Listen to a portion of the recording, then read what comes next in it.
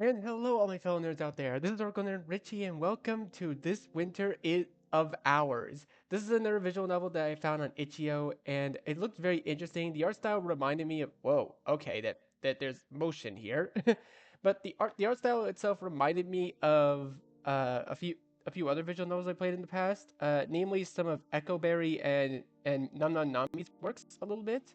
Whoa, okay, it's really glitchy right there. I guess that glitch is supposed to happen, but anyways, this is another visual novel game I want that looks interesting to play.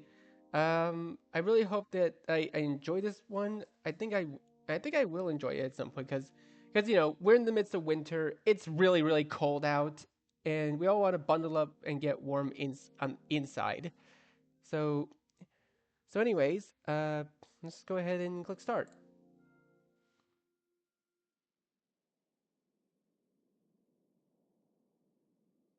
Ooh. Okay, wait, we have a starting CG? Through the snow marches a stranger, neither man nor beast. Down the path paved with sweet regrets and painful pleasures she continued to tread. She does not waver from her course, though she does not know why. Even as her body and mind are gnawed at by the blistering wind, she does not dare question her soul. Not yet. She bears the weight of splintered thoughts, fragmented memories, and swirling emotions.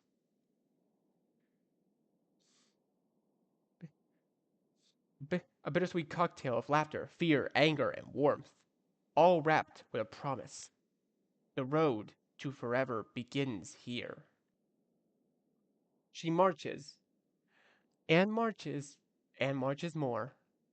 Onward as the snow falls, and the wind blows overhead. The creature knows nothing, thinks nothing, feels nothing. And yet she knows, thinks, and feels all at the same time.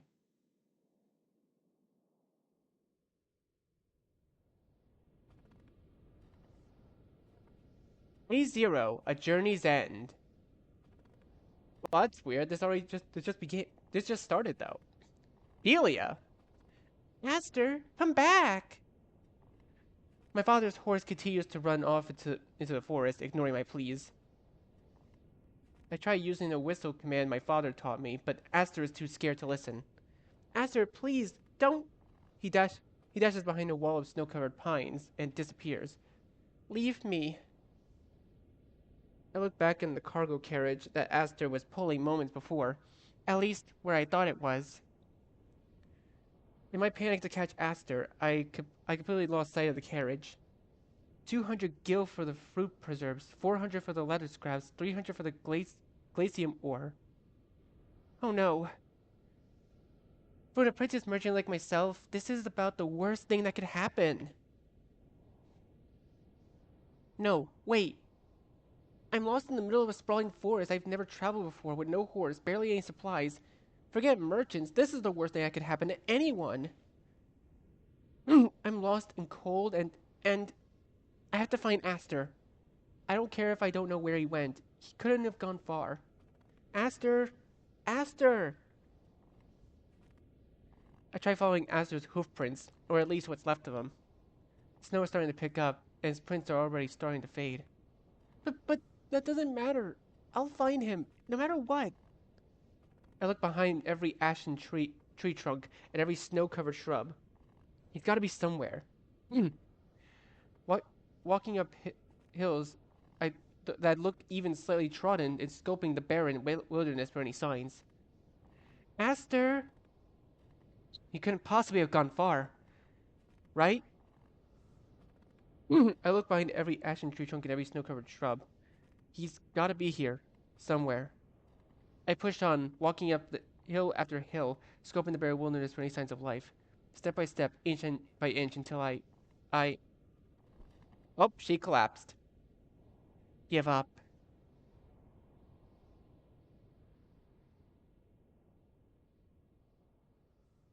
My joints feel like they're frozen solid. I can't get up. My face is pressed against the biting snow. I didn't know the cold was this painful. I don't know how long I've been looking for Aster. Long enough for the sun to have set, at least. I have no clue where my carriage is. The wind and snow are in a fervor now. This must be what a blizzard is like. I'm cold. I'm hungry. I'm scared. I don't. But suddenly cold tears foam around my eyes. It hurts to cry, but I can't help it. Not like this. I don't want to go like this. I I don't want to die. Not before I've done anything with myself. I don't want to die in a cold and lonely place like this. No, I want to. No, it doesn't matter what I wanted. I'm dying here. I'm sorry. I let myself down. It wasn't the first time, but at least it'll be the last. Wait, did we just start off the story with a major character dying already? Day 1, unknown? My eyes open to the sun overhead. I feel its warmth more so than the scraping of the snow against my cheek. And the sun's weight. The sun shouldn't weigh anything, right? Is this what the afterlife is like? Afterlife? Ah! I jolt, I jolt upright upon remembering where I am. But my legs don't cooperate because they're held down by a person? Mm, definitely a person sleeping on top of me. And they're kind of warm too. Wait, are they the reason I didn't freeze to death last night? Mr. and or Mrs. Sun, thank you for saving me. Wah! Oops. It seems I've spooked them. The mystery person stumbles off my legs and onto the snow below, assuming a battle stance? Apologies for yelling. After a moment of tense staring, the stranger lowers her stance. Sorry. Force of habit. Good to see you're awake. Yes, thank you, once again. For what? The stranger seems to ask less out of confusion, more so out of indignance. Saving me? I was becoming quite the corpse there, buried under all that snow. Quite the corpse is a little assumptive. Would I even make an impressive corpse? Did I say that out loud? Yes. I turn away to hide my reddening face. Well, I'll be going now. Safe travels. Wait! My travels will most definitely not be safe. Oh? I almost died last night. I couldn't survive another night out here all by myself. Do you know how to make a fire? Not in the snow, no. Do you have any supplies? I had supplies in my carriage before I got lost. But I have my clothes. I see. Excuse me for asking, but where are you heading off to? If it's not too much trouble, I would like to come along. I live in these parts. Oh, sorry, I had assumed. But you have somewhere that you need to be, right? Yes, I do.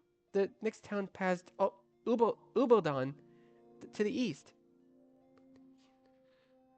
But I have no idea where east even is, let alone Ubodon. The sun rises in the east. You can start by walking in that direction. She points towards the sun. Oh, right, silly me.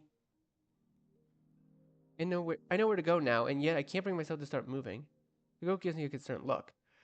What's wrong? Oh, nothing. I'm just worried about dying. Is this the time for philosophy? No. I mean immediately dying in this vast forest filled with I don't know. I've never been on a horse carriage through the snow, but father thought it would be a good experience and look where it got me. Alone and about to die. Look, you look very much alive to me. That's only because you saved me. I did not. I'm sorry, I didn't quite catch that. Sleeping on top of someone in the middle of a blizzard doesn't count as saving. It's a survival tactic. I was just using your warmth. Well, call it what you like, but I would have died if it weren't for you. And think about it, if we have to spend another night out in the snow, we can use our warmth again. So, what do you say we travel together? I said I wasn't traveling. Uh, right. But I don't mind I don't mind tagging along with you. Until you make it to safety. Really? I mean, Are you sure it won't be much of a bother? A little late to be asking that after you practically beg me to come. But no, it's no bother at all. Well, thank you so much. I just realized I never asked you your name. How rude of me. It's fine. Well, my name is Delia. I'm an apprentice merchant from the town of Slatebrook. And with whom do I have the pleasure of acquainting you with today? She looks at me, unfazed by my merchant speak. Uh, uh, what's your name? I don't have one. I blink. You, you don't have a name? Everyone has a name. How do you get through life without a name? The nameless girl simply shrugs off my question. Never needed one. Now that I think about it, she's quite peculiar. I have a lot of questions, but something tells me she isn't in an answering mood. I have an idea. This is supposed to be where she asks, what's your idea? Maybe I could name you. Call me whatever you like. Okay, wonderful. Let's see, we're around snow. Snow backwards is ones. No, that doesn't work. Maybe if I... Wait, where did she go? Hey, get back here! She ignores my pleas and continues walking, forcing me to run to catch up to her. Wait up, Lux! She stops in her tracks. Lux? Lux? Right, Lux! How's that for a name? Don't call me that. But you said I could call you whatever, Not that. How about Nox? No. Periwinkle? Also no. I like that Periwinkle wasn't the first name in her mind. Tiffany! Please no. Lux it is then. Lux made her discontent known with a glare. But she doesn't protest the name any further. Come on, we'll march east until we're out of daylight. Yes, ma'am. So we march, and march, and march some more. First into the thick snow, Lux leads and I follow close behind. Or as close as I can be. It's hard for me to walk through all the snow, but Lux marches on like it is even there. Lux stops and waits for me to catch up, but she doesn't offer to take breaks. I'm the one begging for those. Another break already? Yes, please. Fine, but make it quick. Sorry, but I don't plan on it. Beyond grumbling about my breaks, Lux never has to say much. Not that I was in any to break the silence. The most I could offer to any conversation was an out-of-breath plea for rest. After what feels like hours of trekking through the snow, my eyes find a familiar sight in the distance. My carriage! I take off ahead of Lux with newfound energy in my step. While I can't use it for transport, I don't think Lux or I would like pulling it along. Lots of supplies should be there. Don't get your hopes up. Soon enough, I see what Lux was talking about. Even the interior is now coated with snow, and the wind was strong enough to carve faint marks along the wood. Most everything was destroyed or blown away in last night's blizzard, and what's left is partially pillaged by what looks like local wildlife. At least there's some preserves left that I can take. There really isn't much left of my cargo. Oh, but at least this is still intact. Finding the corner of the letter book cover, I rummaged through the carriage ruins to find my personal tome. Your what? My tome, see? I point to the cover. I can't read. Oh. Well, it's just a big book with notes I've compiled over the years of my various magic studies. I'm not sure why I brought it along, but I guess you could say it's my good luck charm. Magic? I didn't take you for the mage type. Oh, I'm not. Just a girl with a dream, I guess. But that dream was big enough to fill up the entire book with magic? Well, not the entire book, no, but a little over halfway.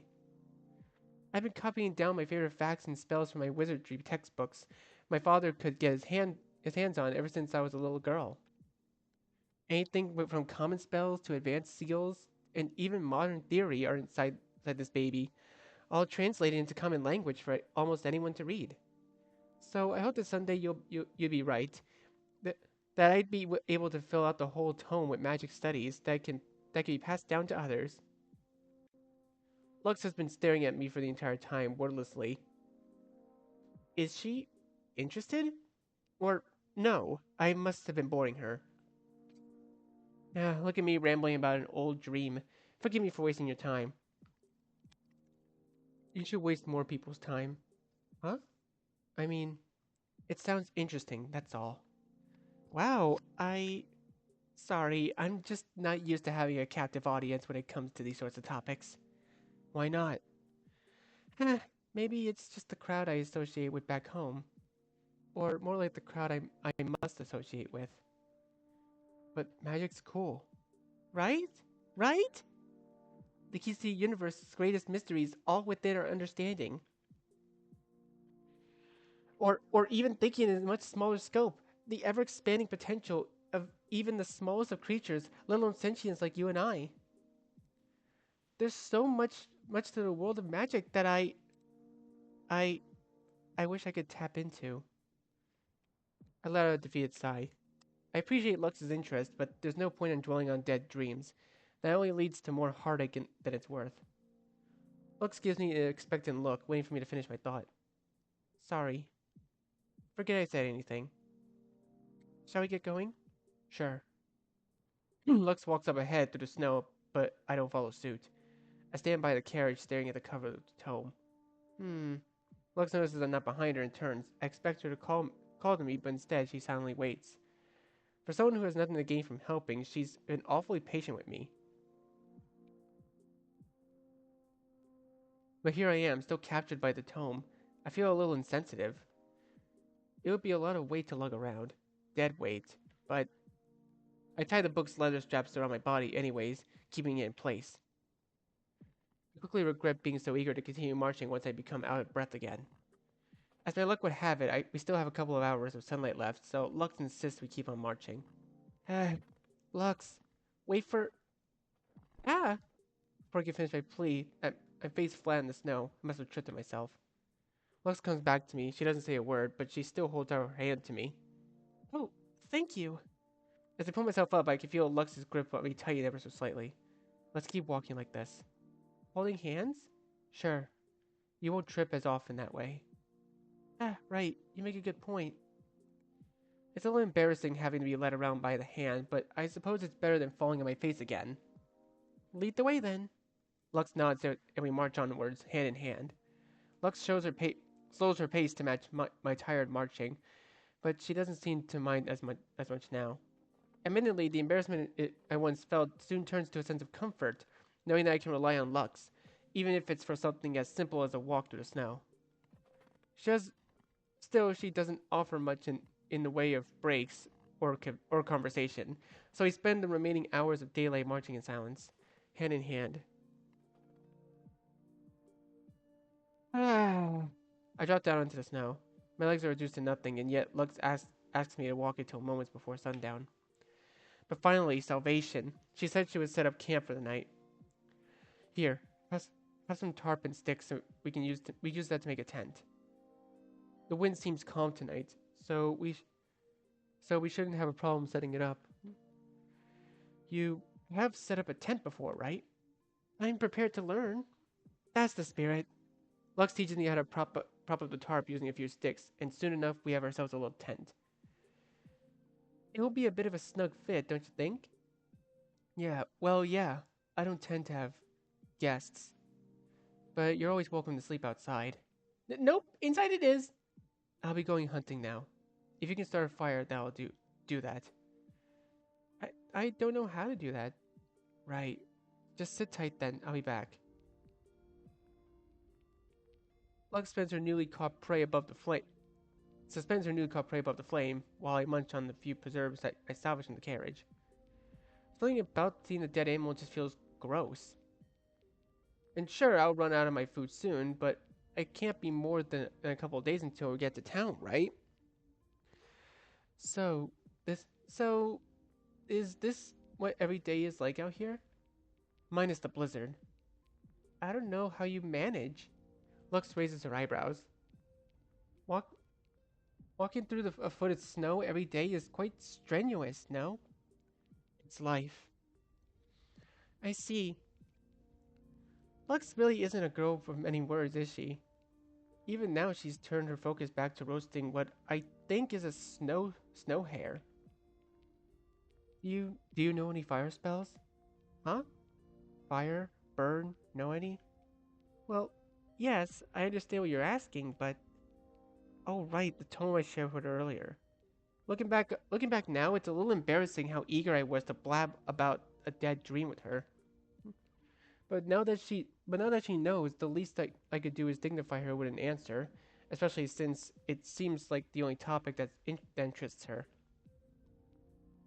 I do know of a number of fire-related spells, yes, but I hadn't the time to actually practice any of them, or any spells really.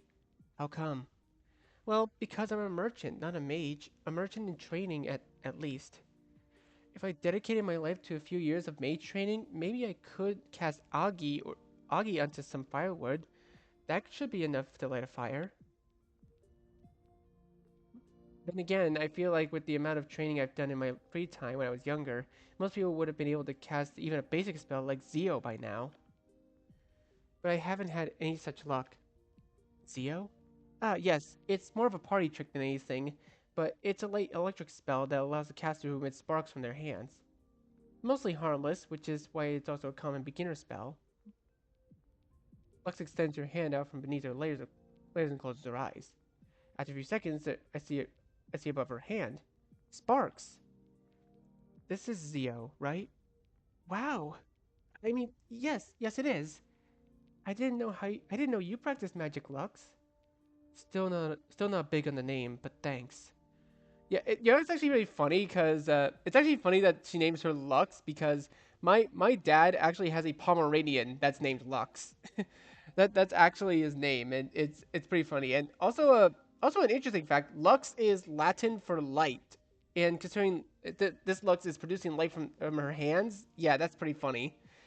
I have so many questions. Who are your teachers? Did you even have any teachers? How was learning magic in the wilderness like? I learned stuff from places. Ah, not the answer I was expecting, but I'll take it over silence. Do you use magic often out here? I only know a few spells, but they all serve their different purposes. For example, this Zeo isn't just a harmless spell. Lux motions behind me, and I turn around and notice a couple of snow hares in the distance, peeping out from under the snow and entranced by the sparks glowing from Lux's hand. Some animals are curious, helpful for hunting them. Ah, yes. Hunting bothers you? No, not at all. Liar. It's that obvious? Well, maybe a little. I let out a weak laugh. Lux responds only by turning to face the distant hares. It's not pretty, I'll give you that. But I wouldn't rely on foraging this time of year. Still, if you don't like hunting, then you don't like killing. So that puts me at ease. I'm not sure I follow. Does that mean she likes killing? So should I not be at ease? Your call. That does not inspire much confidence. Not that Lux seems like the killing type, despite her macabre conversations. So, ready to go to bed with a killer? Oh, wait, no, I'm not. On so many levels, I'm not ready. Oh, okay then. I'll be in the tent. You're free to join me when you're ready. Yes, thank you. Was she joking? I didn't think she could do that. It's probably safe. Probably.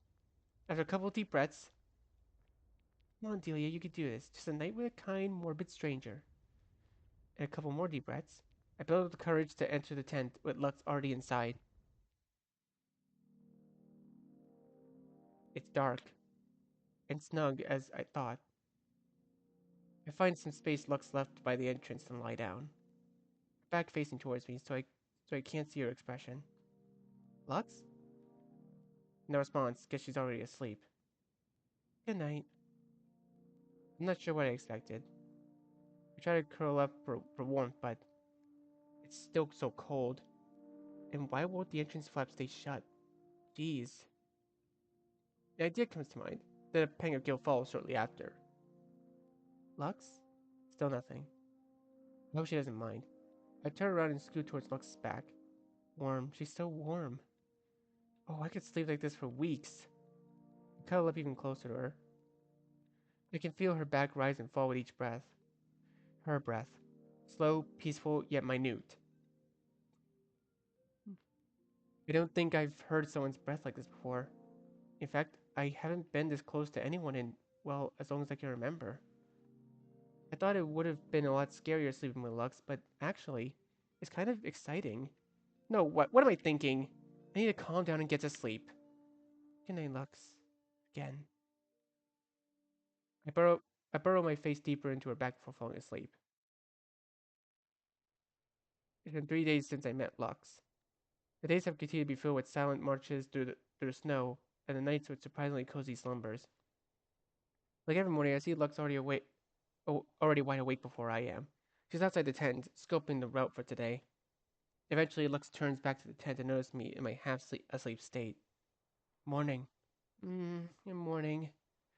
I naive I naively thought our little adventure would only take a couple days, but now we have to go. He's coming. Day 3, another beginning. As I leave the tent, I notice more clouds than usual swirling on the horizon. Before I can stare for long, Lux catches my attention with a wave. I help I help Lux hurriedly pack her tent supplies into her bag and grab what little preserves I had left for myself. These will barely last me another meal. You can eat those when we have more distance from him. For now, let's get let's get a better look at how much time we have. Right. Lux takes my hand again and together we climb up a hill with a clearing above the trees. You can tell she's worried about how fast she's climbing, but never so fast to the point of pulling me on me. Even now, she's still staying by my side. Once we reach the top, Lux comes to an abrupt stop and looks out at the horizon. There. Do you see that? The morning sun had been engulfed by a sea of clouds as tall as a great mountain and reaching down the snowy trees below with its wispy tendrils. The colossal wall of clouds barely moves, but slowly. It inches towards us, its tendrils gradually wrapping around the trees, ahead of its dragging ahead of it as it dragging itself across the forest floor. Is that what we've been running from? Yes, the Lord, as he is known. He hunts anyone who trespasses in his domain, like us. His domain? Lux stretches out her arms and slowly turns to me. The, the forest, all of it, as far as you can see, and even farther, they're all his. We aren't supposed to be here. But you live here. and and travelers cross to these parts on occasion, right?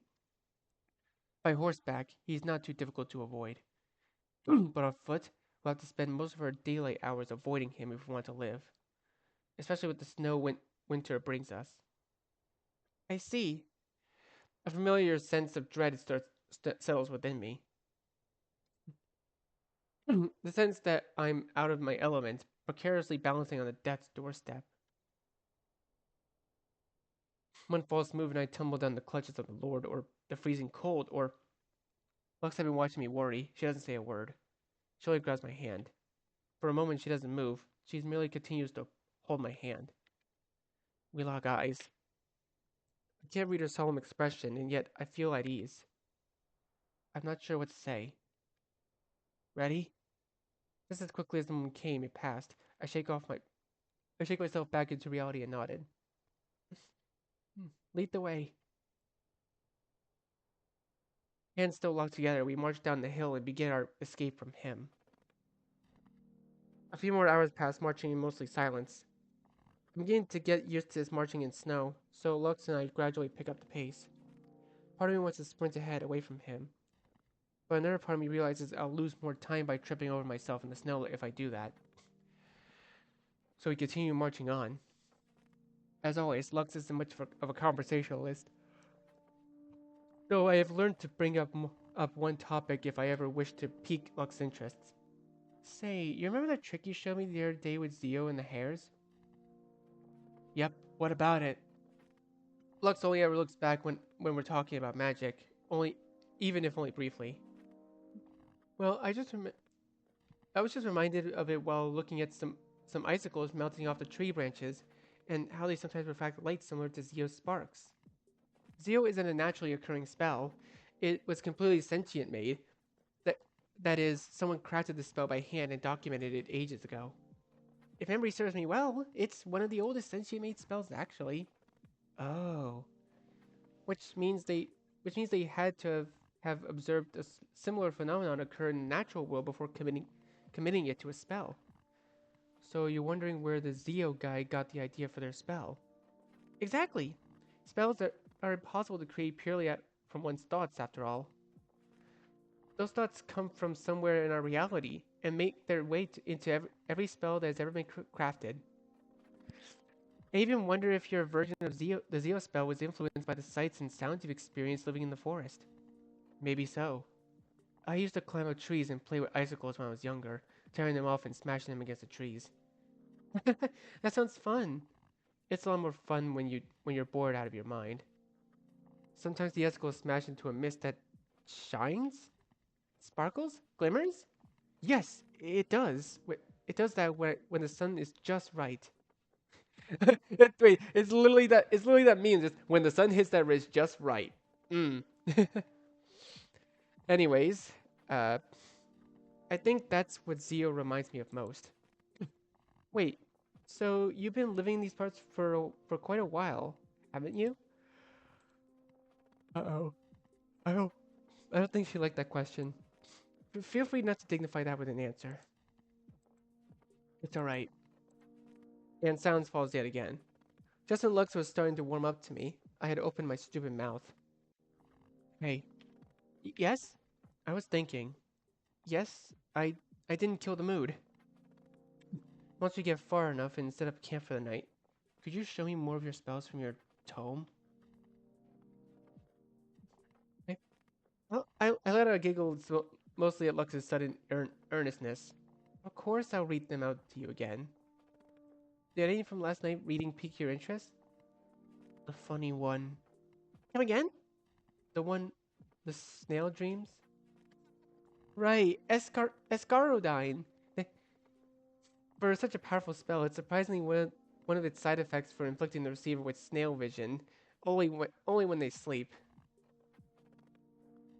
I, I'd heard of dream magic before, but never anything so specific. Or, I could have sworn I heard Lux let out a chuckle now, but she digs her face further into her scarf to muffle herself. Sorry, it's stupid. Don't worry, spells with strange effects are some of my favorites. I dedicated a whole chapter to them in my notes. Can we read more tonight? Of course. The silence eventually settles back upon us, but somehow, the lack of words feels less like a wedge between us and more like a blanket covering the two of us. Marching on together as one, we continue onward. Her grip around my hand tightens, and she keeps looking behind us with an intense glare. Lux, what's wrong? You said we've gone far enough from him, right? Shh. Lux leans in close to me, refusing to stop marching for even a moment. Someone else is following us. Who?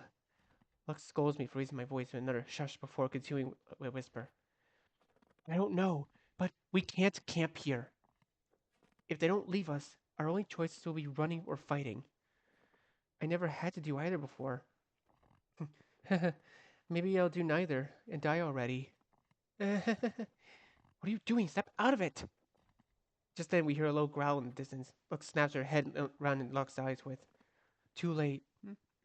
Three beasts emerge from the shadows, each donning a menacing pair of canines and bloodthirsty stares. Dagger wolves. This this is bad, right? We won't be able to outrun them. What? Quiet.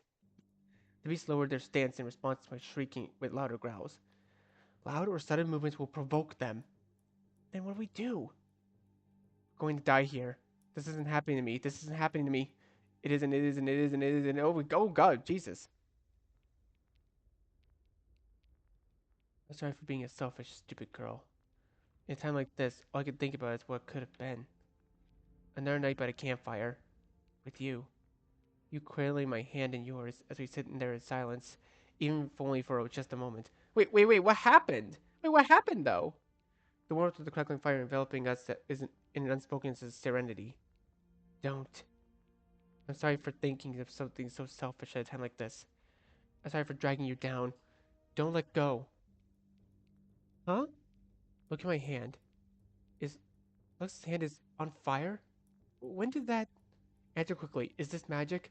Um, the fire isn't burning her at all. In fact, it appears the fire is emitting from her glove. Yes, it is. Agilao, I believe. A more powerful fire spell than Agi. I didn't know you... I don't know any fire magic. Then how did... It started when you were freaking out and wouldn't let go of me. Whatever you did, it's saving our lives. The beast gazes fixed on the fire of Lux's hand, began to slowly back away.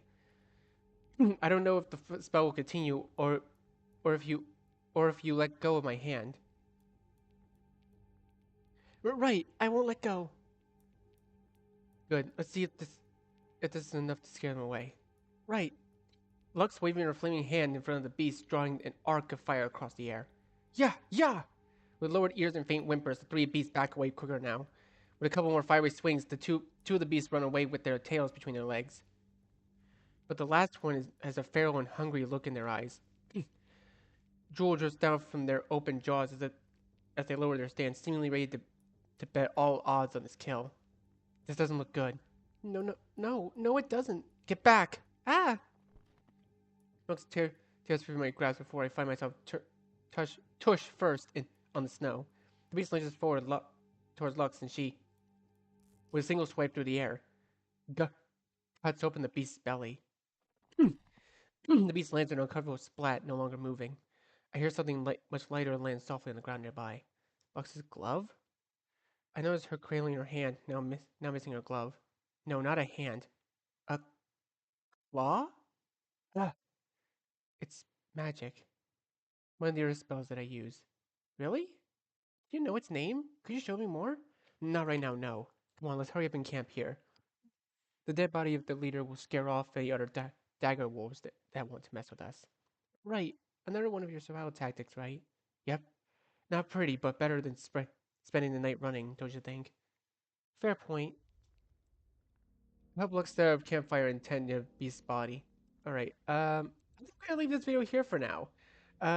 This is gonna be this is probably gonna be a two-part game video series or whatever, but I'm gonna leave this video here for now. I actually have some stuff to do today, so thank you guys so much for watching. Be sure to leave a like, comment what you think, share this video with your friends, and be sure to subscribe and click the bell so you don't miss a single notification. I'll see all of you in the next video.